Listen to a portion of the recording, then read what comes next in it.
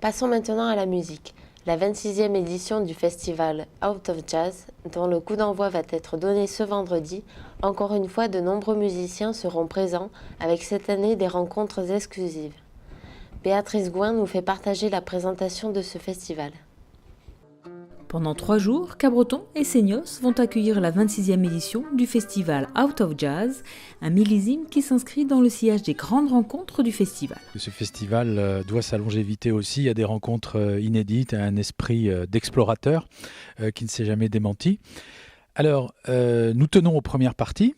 Ces premières parties vont nous faire découvrir un jeune pianiste d'Orthez, qui a eu cette année le prix Django Reinhardt de l'Académie du Jazz, qui couronne le meilleur musicien français de jazz, et il va présenter son trio.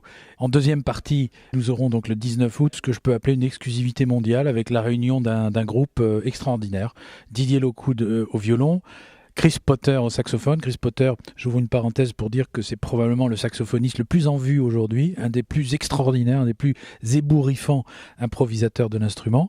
Et ils seront soutenus par une section rythmique, là aussi plus que talentueuse, de niveau international, avec Lenny White à la batterie, qui est connu pour avoir fait partie du groupe Return to Forever, du pianiste Chick Corea, et qui participe à de très nombreux projets. C'est un batteur vraiment légendaire.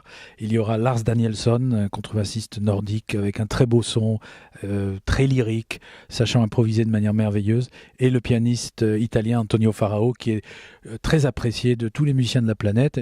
Le deuxième soir, le 20 août, nous allons ouvrir avec une véritable découverte vocale. C'est la chanteuse qui vit à Copenhague, au Danemark, et qui répond au doux nom de Sine Ig.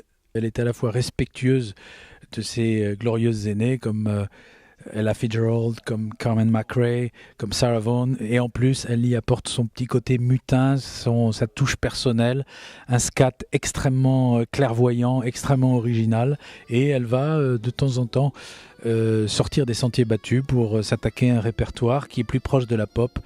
En deuxième partie, une autre exclusivité, c'est la réunion des plus grands prix Django Reinhardt depuis que cette distinction existe.